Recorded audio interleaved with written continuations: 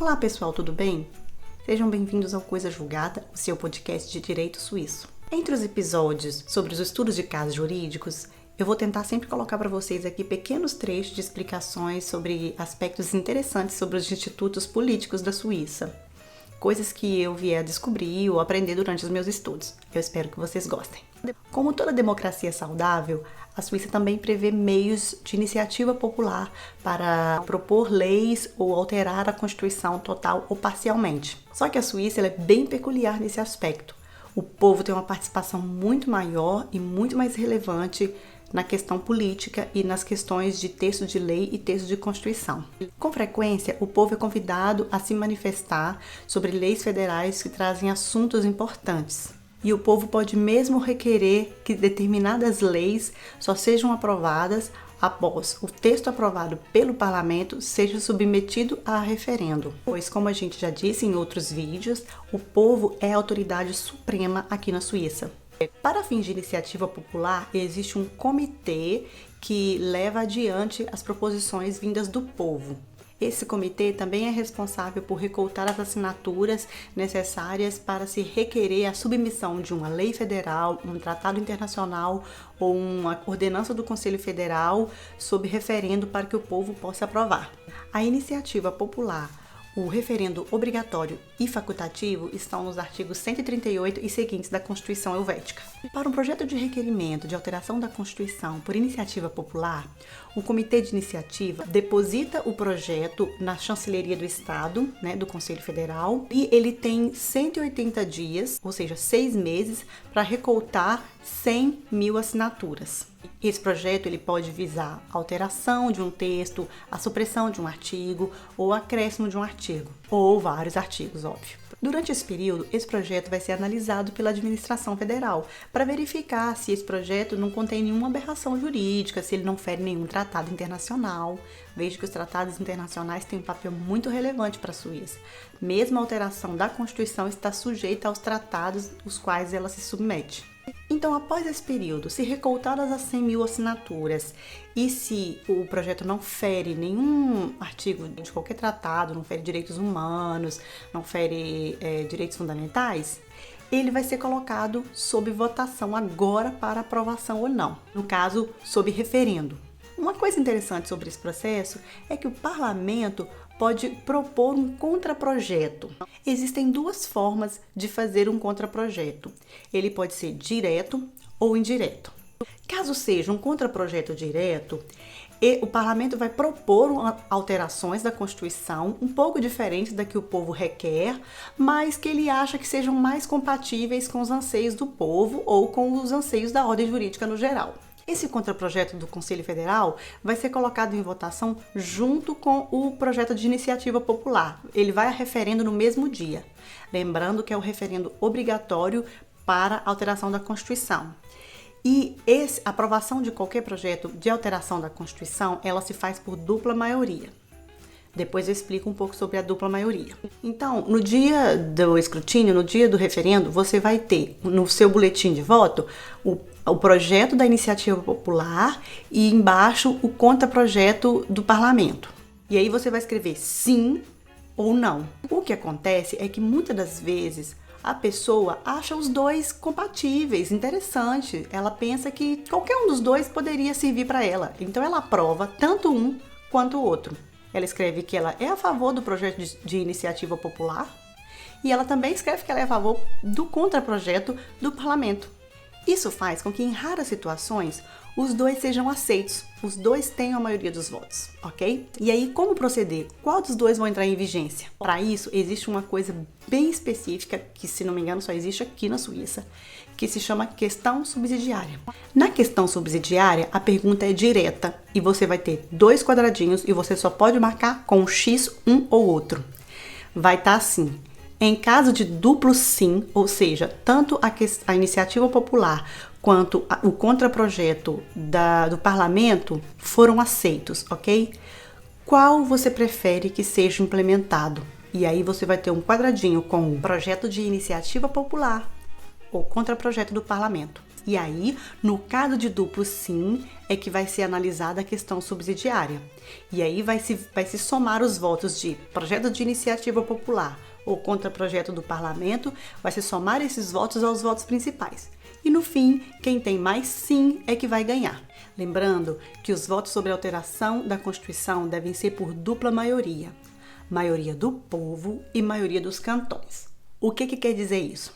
Vão ser somados por unidade os votos de sim e não de cada cidadão, ok? E vai se chegar a um percentual de sim e de não por voto individual. Depois vai se separar os 26 cantões e dentro desses cantões vai se extrair a quantidade de sim e de não de cada cantão. E aí no final vai verificar qual a maioria dos cantões em que se sobressaiu o sim ou o não. Lembrando que 6 cantões são semicantões, então eles têm meia voz. No final, o que acontece é o seguinte, no caso do duplo sim, se teve duplo sim, mas um dos sims, ou seja, o sim da iniciativa popular ou o sim do contra-projeto foi por dupla maioria, acabou, ele ganhou. Não vai se verificar a questão subsidiária. Porque o que pode acontecer é que você consegue a dupla maioria num projeto e no outro só uma maioria simples, ou a maioria dos cantões ou a maioria do povo. E como a dupla maioria pesa mais, é esse projeto que foi aceito por dupla maioria que vai à frente para ser implementado. Um pouco complicado, né? Claro que pode acontecer de o povo propor uma alteração de Constituição e não haver nenhum contraprojeto por parte do parlamento, o que faz as coisas mais simples. Assim, só o projeto da iniciativa popular é que vai ser submetido a referendo e não tem que se preocupar com questão subsidiária nem duplo sim. Simplesmente esse projeto vai ter que ter a dupla maioria. Uma outra coisa interessante é que eu falei sobre um contraprojeto indireto. O que seria o contraprojeto indireto? Digamos que o parlamento, ao estudar esse projeto de iniciativa popular, chega à conclusão que os anseios da sociedade podem ser atendidos de uma forma mais simples, sem precisar alterar a Constituição, porque isso é uma medida muito drástica. Digamos que ele chega à conclusão que a alteração de uma lei ou a implementação de uma nova lei possa resolver isso sem precisar de fato alterar o texto da Constituição. Então, o parlamento vai fazer esse contraprojeto indireto, ou seja, ele vai propor essa alteração através de uma lei federal e vai votar internamente aquela lei e vai deixar ela como uma opção e vai aguardar o resultado do referendo. Então, uma vez que a iniciativa popular fez o requerimento dessa alteração na Constituição e o parlamento chegou à conclusão de que ele pode fazer essa alteração por outros meios, através de uma lei, ele vai fazer essa proposição desse projeto, esse contraprojeto indireto, vai aprovar uma lei que vai aguardar a data do referendo. Durante esse período, até que se chegue à data do referendo, o comitê de iniciativa pode, por exemplo, fazer a retirada desse projeto de iniciativa popular, porque ele chega à conclusão, por exemplo, de que a alteração proposta pelo parlamento ela é válida e ela é o suficiente que eles precisam. Se o comitê retira esse projeto de iniciativa popular, a lei do parlamento entra em vigor. Ou, se ele não retira e o projeto vai adiante e esse projeto é rejeitado por referendo, a lei também entra em vigor. Dessa forma, o parlamento pode se orientar através do requerimento de iniciativa popular proposto para alteração na Constituição e ter isso como um feedback, né? Como ele deve atuar, o que ele precisa aprovar, alterar, enfim. Então, recapitulando, um projeto de alteração da Constituição deve obrigatoriamente ser colocado sob referendo e essa aprovação deve ser por dupla maioria, maioria do povo e maioria dos cantões. Como que se conta a dupla maioria? Tira-se a maioria de sims contados unitariamente pelo total da população e depois unitariamente por cantão. E Genebra, esse projeto de alteração da Constituição, teve 65% de sim e 35% de não. Genebra é sim. Valais teve 70% de não e 30% de sim. Valais é não. Appenzell-Rhodes Intérieur teve 70% de sim e 30% de não. Ele é sim, mas ele conta meio. E esse meio vai se somar a um outro meio de um outro sim. E assim você pode saber a dupla maioria dos cantões e a dupla maioria do povo. O contraprojeto direto e o contraprojeto indireto. O contraprojeto direto é colocado sob votação junto com o referendo. Ele é direto sobre a alteração da Constituição e ele trata só de alterações diferentes. O contraprojeto indireto, ele é votado no parlamento, ele não vai à votação com o referendo de iniciativa popular, mas ele aguarda, ele está diretamente ligado à aprovação ou não do projeto de iniciativa popular colocado sob votação no referendo. Só que ele não prevê alteração direta na Constituição, ele prevê alterações menores, propostas através de lei. A questão subsidiária é uma questão direta de X ou Y, cujas respostas vão se somar às principais caso haja duplo sim.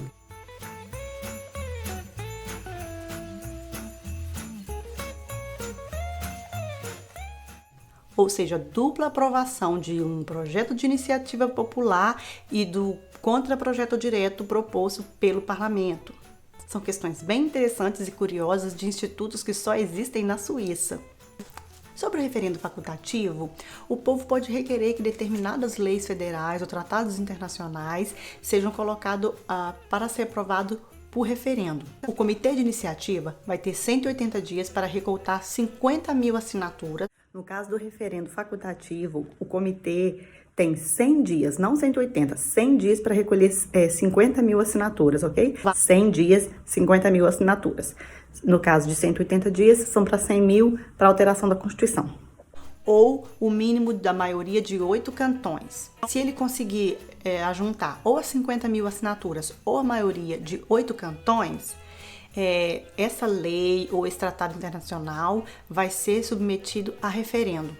No caso, pode ser requerido referendo segundo o artigo 141 da Constituição, leis federais declaradas urgentes cuja duração vai depassar 1 ano, decretos federais cuja submissão a referendo facultativo esteja previsto na Constituição ou numa lei federal e tratados internacionais que tenham duração determinada ou não sejam denunciáveis, prevejam a adesão da Suíça a uma organização internacional ou supranacional, porque, claro, isso é uma questão de soberania nacional. O Estado vai estar abrindo mão dos seus poderes de Estado e de soberania nacional para se sujeitar a um outro órgão, como, por exemplo, o da União Europeia, e tratados internacionais que contenham disposições importantes e regras de direito cuja aplicação dependa de se adotar novas leis federais. Bom, eu espero que eu tenha sido clara e que vocês possam ter compreendido a minha explicação. Eu vou tentar compartilhar o máximo com vocês os meus estudos e eu espero que eu possa explicar bem esses institutos políticos, de direito, enfim, que são super interessantes e fazem da Suíça esse lugar tão peculiar, tão particular, com essa democracia muito diferenciada e sólida. Fiquem ligados no conteúdo do Coisa Julgada e acompanhem também o conteúdo em vídeo pelo YouTube no canal Dani Mandani e no Instagram Advogada no Brasil. Au revoir!